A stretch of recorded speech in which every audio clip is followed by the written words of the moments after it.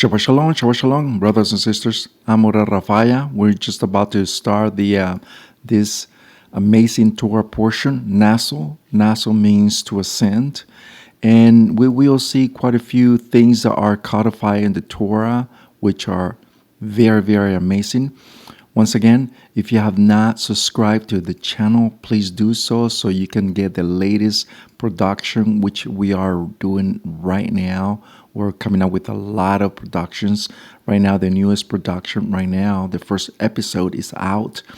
It's called the 10 tribes of Israel in the Americas.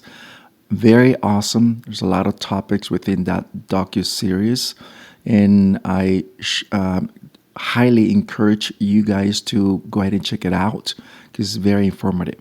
Let's go ahead and get into this Torah portion, Parashat Naso.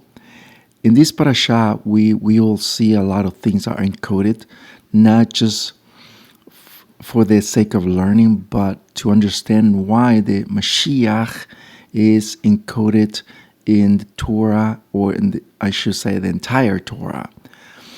Right away, chapter 4, verse 21 of Bad or Numbers, Parashat Naso, it covers from 421 to 789 of the Torah, or this Torah portion. The Ole 1 says, Yahweh spoke to Moshe and said, Naso, take census of Gershon also for his ancestral house and for its clans, for all those between 30 and 50 years old, all who will form the body of the work for serving the Be'ochel Moed. Be'ochel Moed means the tent of the testimony. And the reason why it's called the tent of the testimony is because the testimony, let me rephrase it. The reason why it's called the tent of the testimony, or the ark of the testimony, or the tablets of the testimony, and the reason why you always hear the testimony is because of the sin that our forefathers err in Mount Sinai, the sin of the golden calf. That's one of the reasons why Yahweh says the tent of the meeting is giving the testimony of our forefathers that they sinned in Mount Sinai. So every time they hear the ark of the testimony, the tent of the testimony, the tablets of the testimony, is because they're bearing witness of the golden calf. Just a reminder for them, hey, this is what you did. This is what you did over there. So for them, and this is awesome because Yahweh, once again, is always constant reminding of our forefathers of what they've done so they can straighten their path. So they won't go astray into their path. Let's continue. Chapter 6, verse 1. Yahweh said to Moshe, said to the sons of Israel, when a man and his woman makes a special vow, the vow of Nasir, dedicating himself with purity to Yahweh. Let's speak a little bit of this right away, but I do want to make sort of like a parenthesis before we get into that. I want to talk a little bit of the blessing that that our forefathers received, which is called the Birkat Kohanim. Birkat Kohanim means the Aaronic blessing. This Aaronic blessing was not just for that moment until now, but this blessing was around even before our forefathers in the wilderness. This blessing was from the beginning of time. It was from the time of Shem, which, by the way, his title was Melchizedek. It was in the time of our father Abraham, Abino Abraham. It was from Yaakov, Yitzhak, right? From all them, they had this blessing that was passed on from generation to generation. So no, it's not something that we are making it up. Something that it was passed on from generation to generation. And that's what we want to see. Now, let's jump in real quick. Chapter 6:22. Yahweh said to Moshe, speak to Aharon and his sons and tells them that this is how they bless the sons of Israel. And he will say to them. Now next, I want to show you how it is translated from the Hebrew to the our contemporary English, which is okay, but let's go into not the traditional Hebrew, but rather the Paleo Hebrew, which what we want to know. So let's jump into it. Please take notes because we're going to see it from the regular Hebrew to the Paleo Hebrew next. Yerebarecha Yahweh u'mishmarecha, which is translated, may Yahweh bless you and keep you. But in the Paleo Hebrew means Yahweh will bow down to you, giving you gifts, and will guard you with a hedge of protection. Now, let me pause here for a second, and let me explain to you, which another time I will only speak about the Aaronic blessing, and we'll break it down little by little what every word means in the Paleo Hebrew, so you have a better understanding why is it translated like this. Right now, I just want to give you the meaning of it on Paleo Hebrew, but once again, in a different time, in a different video, I will specifically make that video just for the Aaronic blessing of the Birkat only, and break it down to word by word from the Paleo Hebrew. Right now, let's continue. Let's go into the second. Ya'er Yahweh panam bichunecha, which means Yahweh bless you. Yahweh makes his face shine upon you and show you favor, or his favor.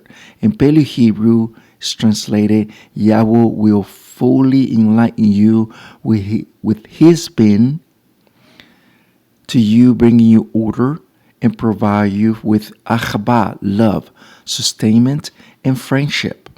Awesome the way it's translated from the Paleo Hebrew, because you have a better understanding how Yahweh wants him in your life, in my life. It's unbelievable how our forefathers understood this to the very core. Let's continue with the next one. Yisa Yahweh panav alecha v'yasaya lecha shalom.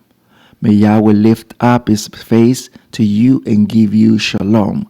In Paleo Hebrew is Yahweh will lift up and bring you from his self to you and take you in a high to make you whole. Now all this, it's amazing because it's all over the scriptures. It's not something that's made up. I'll give an example. He says, Yahweh will lift up and bring you to his self and take you to the high and make you whole. It's unbelievable because that blessing is actually about Shabbat. Let me give you an example. Isaiah or Yeshayahu 58. Yahweh speaks about Shabbat. He says, if you retain your foot from doing your own will on Shabbat, not doing your words, not speaking your words and doing your own path, then Yahweh will lift you up and bring you to him and make you eat and have you eat the inheritance of your father Yaakov. Do you see that? And give you shalom. It's basically that. It's basically what the Creator is giving you on Shabbat, which is amazing. Now let's move on to a different topic, but is the same. Look at what next, after 26-27 says, they shall put my Shem, my name, over the sons of Israel, so I may bless you. Now this is amazing because we have to break it down into things. What do we understand about the word Shem, the word name? He said that he will put his name in the sons of Israel. Of course, knowing the name of Yahweh is very important. Pronouncing his name of Yahweh is very important. There is nowhere in the scriptures where Yahweh speaks about not speaking his name. We have to understand that very, very clearly. Out of the 613 mitzvot, commands of Yahweh, one of them, believe it or not, is pronouncing his name. Chapter 3, verse 15 of Shemot or Exodus says very clear, and this will be my memorial. The word in Hebrew is sachar. Sachar means to invoke, to name, to call upon. The same word, chapter 23 or 24 of Shemot, the same book of Exodus says, "And this I will say to you, you should not invoke the name of other Elohim, the name of other demons by your mouth." The word invoke means sachar. Do you see that? The negative and over there, the positive. The positive is to pronounce his name. The negative is not to pronounce the name of other demons, gods, deities by your mouth.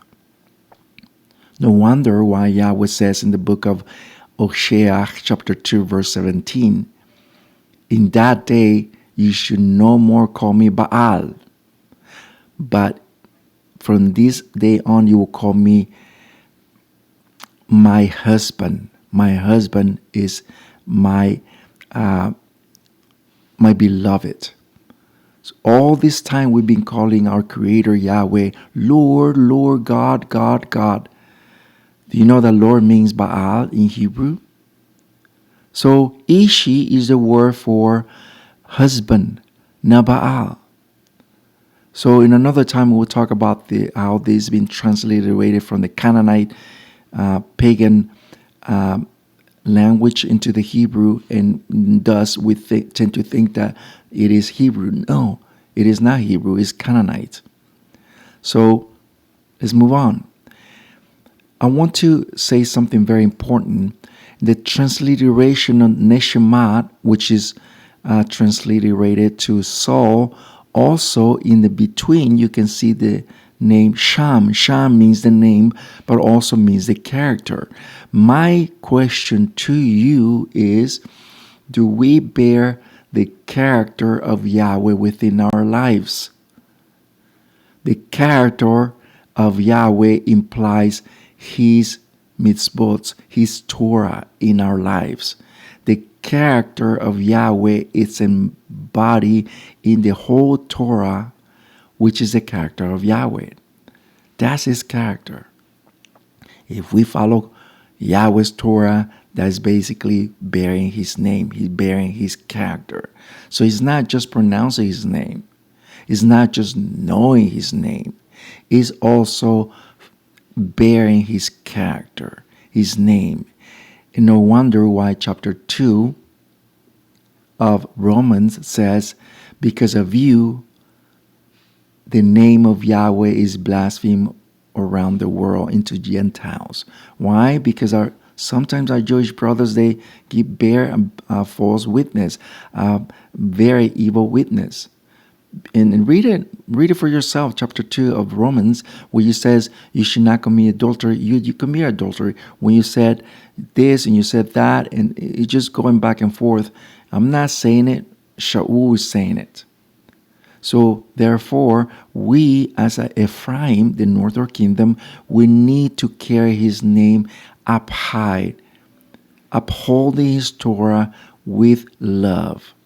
In love, just so you know, love is not, it's not about your emotions because you love him so much. No, it's not about emotions. It's about obedience to Yahweh.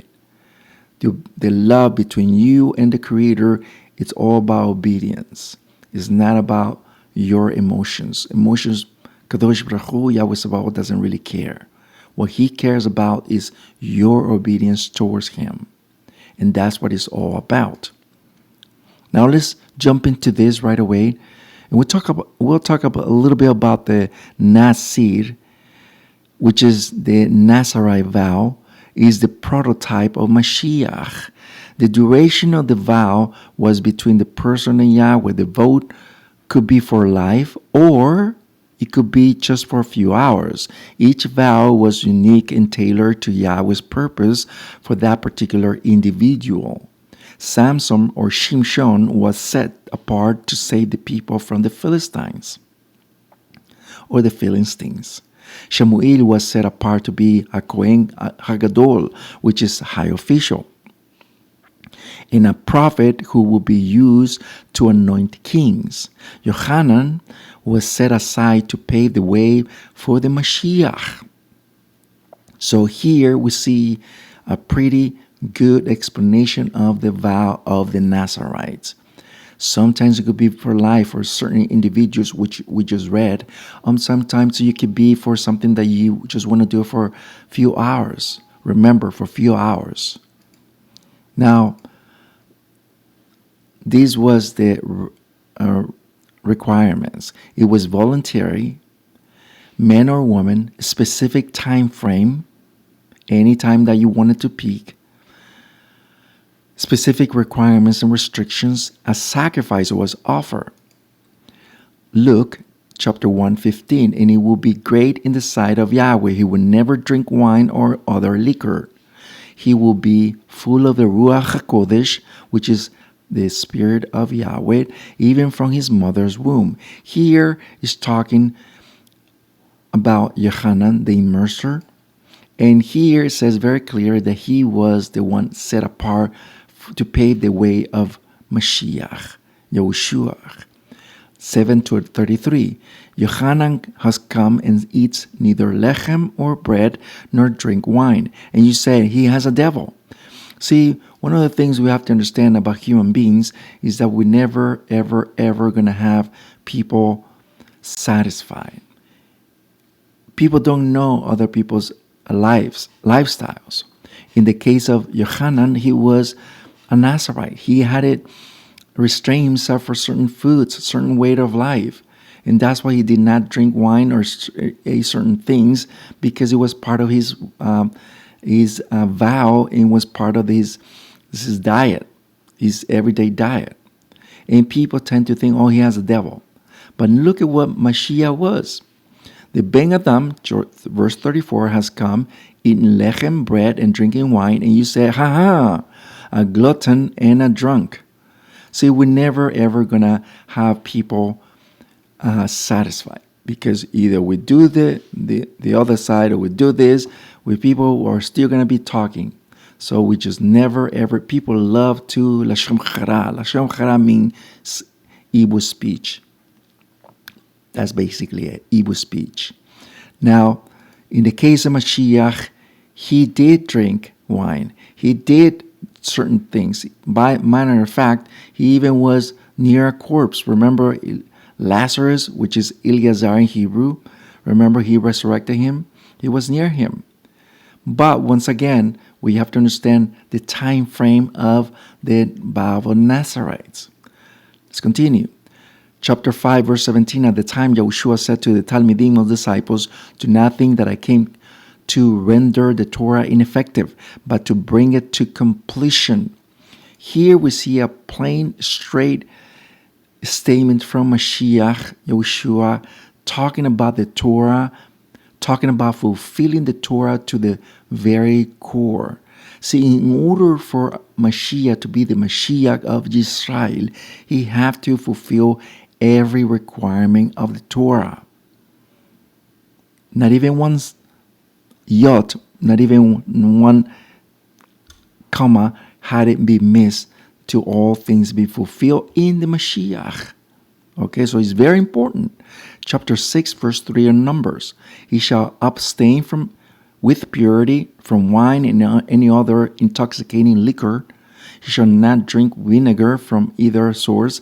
He should not drink grape juice. He should not eat grapes or raisins. See, all these things was part of the Nazarite vow. Yet Mashiach was not doing this at this particular moment, because he did remember, he was for 3 years with his disciples. He did all these things, but we have to understand when. The question is, when did the Mashiach had it fulfill all Torah, including his nether? Nether means his vow.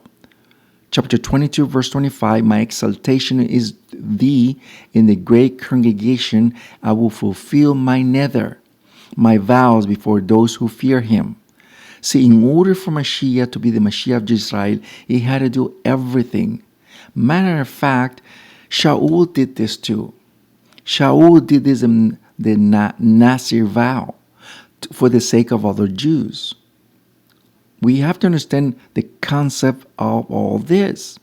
It wasn't for life. It was for certain hours. It was for a day, for 2, for 3. It was a certain time frame, in other words. So Mashiach had to do this too. Look what it says, chapter 6, verse 4 of Numbers. For as long as he remains Nasir, he will not eat anything derived from the wine, not even grape peels or zera, or his descendants. Let's look at the word Nasir. Nasir is from one who's separated, one who's dedicated. Now, let me make it clear when it comes to Nasir. The word Nasir means someone who's separated, but who's dedicated to a certain purpose. That purpose was to follow certain things and to completely give himself to the Creator Yahweh. Now, Nazarite or Nasir is different from Nazarene. Nazarene is somebody who's, for example, we are considered not Messianics, okay, but Nazarene. Nazarene is from the root of our Mashiach. Let me explain it to you so you have a better understanding. In the first century, there were a lot of sects. Sects means a school of thought. I know they tend to think that sects are cults. No. Sects, S-E-C-T-S, means a school of thought. In the first century, there were so many sects, so many schools of thought. This school of Torah, of course. There were the Pharisees. There were the Sadduceans. There were the Heronians. Okay, there were a lot of them. Mashiach, he had his own school of thought, and he was called the school of, or the sect of the Nazarene. Matter of fact, chapter 23 or 24 of book of Acts, it speaks about Shaul being the ringleader of the sect of the Nazarene. Do you see that? He would never call himself Messianic. He called himself a Nazarene. So there he is, and there is more evidence to that. In another time, I will explain what the meaning of the word Nazarene means, because it's not just a sprout. Okay, chapter 11 of Isaiah, please read it. Verse 1, 11:1 speaks about the trunk of Isaiah, which is the father of David. But we will explain a little bit more because there's more to it. Okay, but that will be in a different video. Let's continue.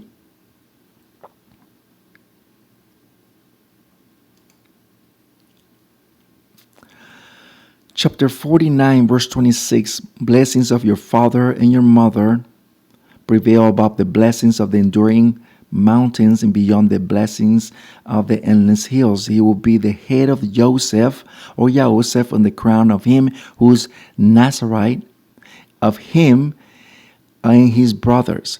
Now, let's pause a little bit here. And I always wonder about this verse. I always wonder about why this verse is very controversial in a bit. And the reason why is because it says he crowned who is Nazarite. Nazarite or Nasir is what we're speaking right now. Somebody who's dedicated to a certain purpose. In this case, we know he's speaking about the Mashiach. But the question is, what about this verse fulfilling the verse of chapter 1 of Matthew? Chapter 1 of Matthew says he will be called, because the scripture says that he will be called Nazarene. Nazarene. Remember that Mashiach came from Nazareth, right? That little town, Nazareth, because he will be called Nazarene. Now, I always wonder, where does it say? I know chapter 11, verse 1 of Isaiah speaks about that, but it has to say a little bit more clear. I believe that this verse says Nazarene, not Nazarite. Two different things. And the reason for it is because I truly believe for so many centuries, our Jewish brothers have owned printing shops. And I truly believe that they might have changed the word Nazir from the word Nazarene or Netzer to the word Nazir. Okay, so that's one of the reasons why I truly believe, and this might have looked like before that. The blessings of your father and mother prevail above the blessings of the enduring mountains and beyond the blessings of the endless hills. He will be upon the head of the Yahusef, upon the crown of the head of him, the Nazarene, the Nazarene of his brothers. You see that? It sounds much better. But once again, this is what I truly believe, what they change to the other Nazir. Either or, still referring to the Mashiach. Let's continue. Chapter 26, verse 29, I'll tell you that from now on I will not drink no more of this fruit of the wine unto the day I drink it again with you in the kingdom of Shemayim, in the kingdom of heaven. Specifically here in this event of Pesach, our Mashiach, remember there are 4 cups on the Seder of Pesach. 4. The first one, the second, and the third. And the fourth one, okay, Mashiach did not take that one. He said, I will take it unto the kingdom of Shemayim. When he returns, remember there will be the wedding of the Lamb. Remember, it talks very clear that he will be a wedding. He will drink it there with us. But then again, we have to understand that he has to fulfill all righteousness. All righteousness include the vow of the nether of Nasir, dedicated. So he begins his dedication of Nasir, or the Nazarite vow here in this very moment. He said, will not drink it for 2 reasons. Because he's taking the vow Nazarite, and he will drink it in the kingdom of Yahweh when he returns. 2 different things. Now let's continue. Numbers 6:6, for the period of the vow which he has dedicated himself to Yahweh, who will not approach to a dead body.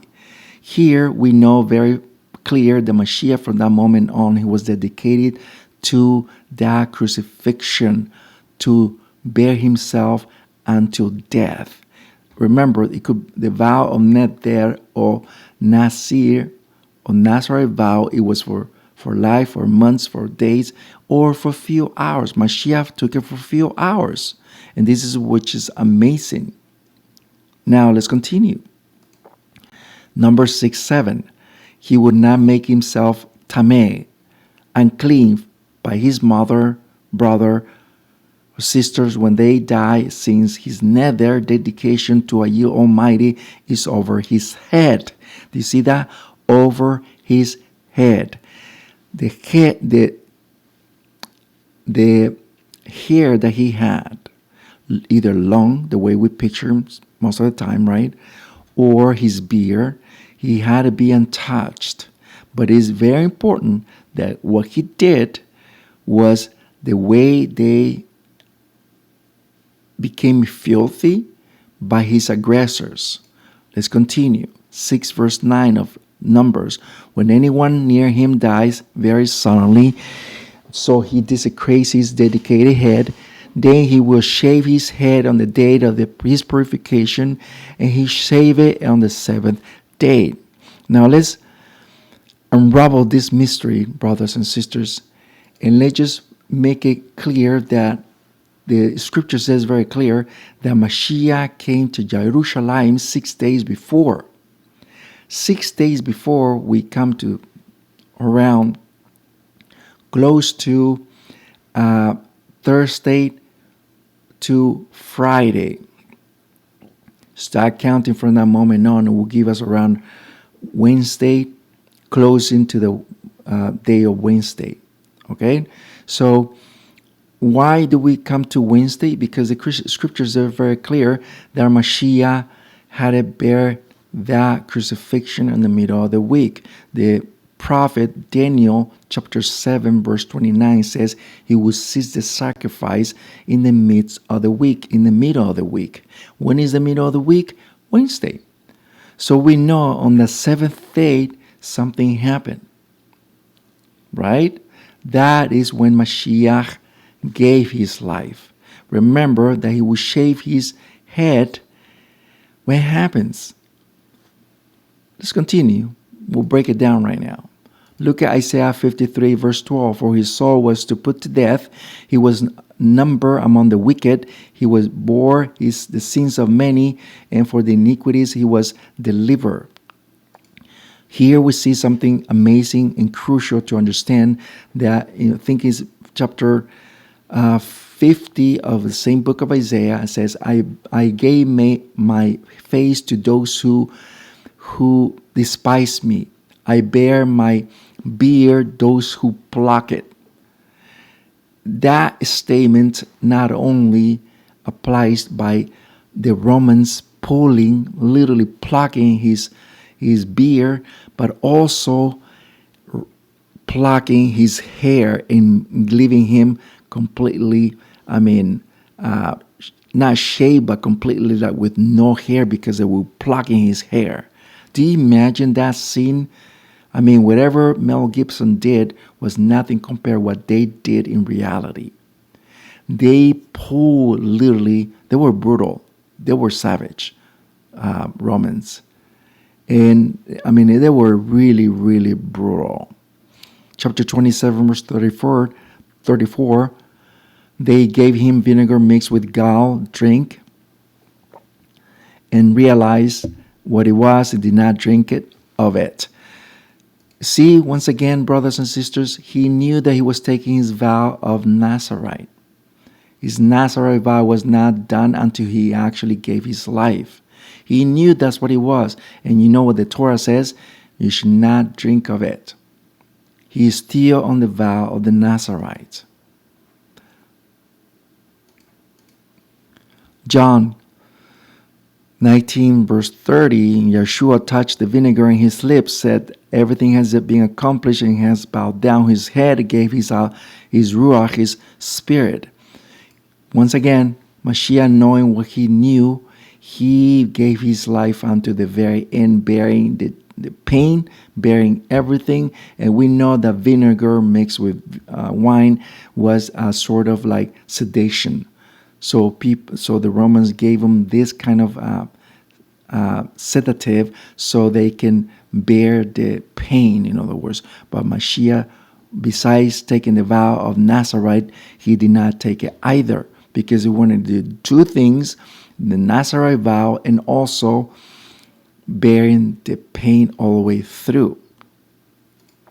620 of Numbers, the official, the Kohen, will wave them as a wave offering before Yahweh. This is a set aside for the official, the Kohen, along with the chest and the rocking and the raising leg.